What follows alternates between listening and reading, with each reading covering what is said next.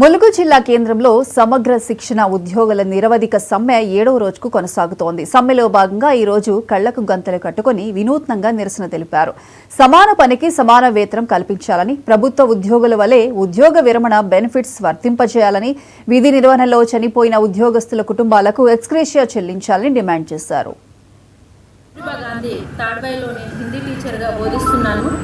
2016 నుండి నేను చేస్తున్నానండి.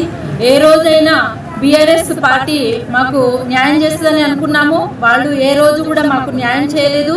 తర్వాత కాంగ్రెస్ పార్టీని మేము ఏరి కోరి మరి సీఎం గారు రేవంత్ రెడ్డి గారికి మేము అందరము యూనిటీగా ఉండి మా ఎస్ఎస్ఏ ఉద్యోగులందరూ వారికి ఓటు వేసి మరి గెలిపించుకోవడం అనేది జరిగింది.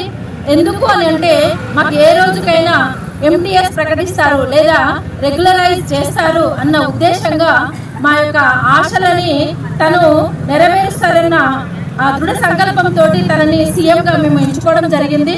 కాబట్టి ఈ రోజుకైనా మా యొక్క బాధలను, మా యొక్క ఆకాంక్షలను మీరు గుర్తించుకొని మాకు వెంటనే రెగ్యులర్ చేయాలని మా యొక్క కోరిక. మేస్త్రి పనికి వెళ్లే వారికైనా రోజుకి 2000 కూలీ ఇస్తున్నారండి. మేము ప్రతిరోజు మార్నింగ్ 7:30కి వెళ్ళి మళ్ళీ 9:30 మేము అక్కడే డ్యూటీ చేసుకుంటూ పిల్లల యొక్క బాగోగులను మేము చూస్తున్నాము.